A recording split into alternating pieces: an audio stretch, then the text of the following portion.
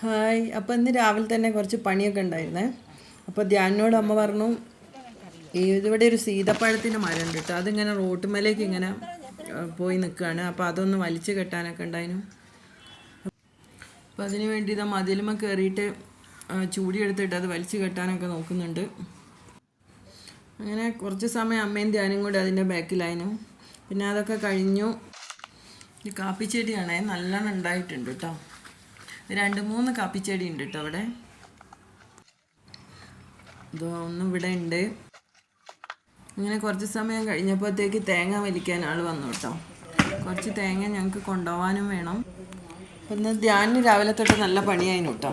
പിന്നെ ഇവിടെ വന്നാൽ ഇങ്ങനത്തെ പണിയൊക്കെ എടുക്കാൻ ഭയങ്കര ഇഷ്ടമാണ് കേട്ടോ. വെറുതെ ഇരിക്കുന്നൊന്നും ഇഷ്ടമല്ലേ, എന്തെങ്കിലും പണിതാന്ന് പറഞ്ഞ് നടക്കും.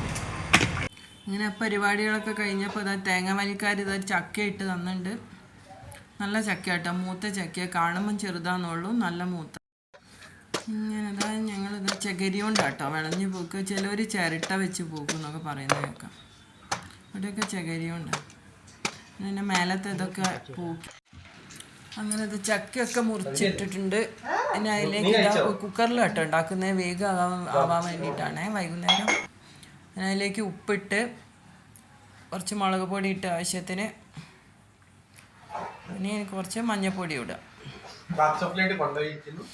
ഇനി അതിലേക്ക് ആവശ്യത്തിനുള്ള വെള്ളം ഒഴിക്കുക. ഇത് വരിക്കച്ചക്ക കേട്ടോ.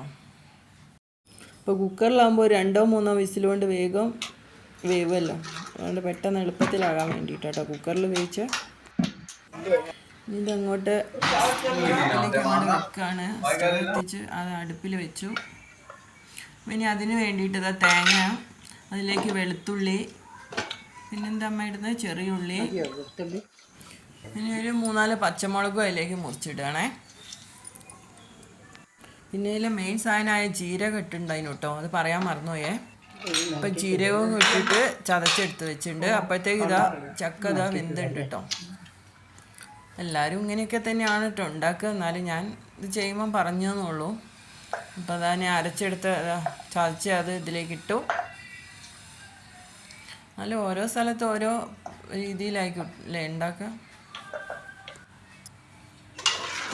അപ്പം അത് നന്നായിട്ട് ഇളക്കി. ഇത് ഉപ്പേരി മോഡലല്ല കേട്ടോ, കുറച്ചൊന്ന് താഴെ കുഴഞ്ഞ പരുവത്തിലായിക്കോട്ടെ അത് ഉണ്ടാവുക. ചില ആൾക്കാർക്ക് ഇങ്ങനെ ഉപ്പേരി പോലെ അങ്ങനെ ആയിരിക്കും ഇഷ്ടം ഉണ്ടാവുക. അപ്പം ഇങ്ങനെ അതിലേക്കൊന്ന് ഒരു വെളിച്ചെണ്ണയിലൊന്ന് വറവിടാന്ന് വിചാരിച്ചു. അതിന് വേണ്ടിയില്ല, വെളിച്ചെണ്ണ ഒഴിച്ചു കടുകിട്ട് അതിലേക്ക് കറിവേപ്പില ഇട്ട് ഇത് അതിലേക്ക് ഒഴിക്കുകയാണ്. നന്നായിട്ട് ഇളക്കും. ഇത് എത്ര കൈക്കലത്തുണി ഉണ്ടെങ്കിൽ ഈ അമ്മ സാരീൻ്റെ മുന്താണി ഉപയോഗിക്കും കേട്ടോ അധികവും. ചിലപ്പോൾ തുണി അടുത്തുണ്ടാവും, പക്ഷെ എന്നാലും ആ മുന്താണി ഇനി എടുത്തിട്ട് ഉപയോഗിക്കും. പണ്ടൊക്കെ ഞങ്ങൾ ചക്ക ഉണ്ടാക്കുമ്പോൾ വലിയ കുറേ ആൾക്കാർക്കൊക്കെ ഉണ്ടാക്കുമ്പോൾ ഈ ചെറിയ മട്ടലിങ്ങനെ വെട്ടിയിട്ടേ അതിനെ കൊണ്ടായിരുന്നു കേട്ടോ നല്ലോണം ഇളക്കാൻ വേണ്ടിയിട്ട്. ഇങ്ങനെ ഇതാ ചക്ക റെഡി ആയിട്ടുണ്ട്. ഇങ്ങനെ ചെയ്യാത്തവരൊന്നും ഉണ്ടാക്കി, ചില ആൾക്കാരെ വീട്ടിൽ വേറെ ടൈപ്പിലായിരിക്കും ഇത് ഉണ്ടാക്കുന്നത്. അപ്പോൾ അതേപോലെ ഒന്ന് ഉണ്ടാക്കി നോക്കാം. അപ്പോൾ നാളത്തേക്ക് മോരുകറി ഉണ്ടാക്കാൻ വേണ്ടിയിട്ട് ചേമ്പ് കൊത്താമെന്ന് വിചാരിച്ചു കേട്ടോ. ചേമ്പിൽ കൂടുതലായിട്ടൊന്നുമില്ല, എന്നാലും മോരുകറി ഉണ്ടാക്കാൻ കുറച്ച് മതിയല്ലോ. അപ്പോൾ അതും കൂടെ കൊത്തി വെച്ചു. അപ്പോൾ ഞങ്ങൾ പുതിയ വിശേഷങ്ങളുമായിട്ട് കാണാം. ബൈ.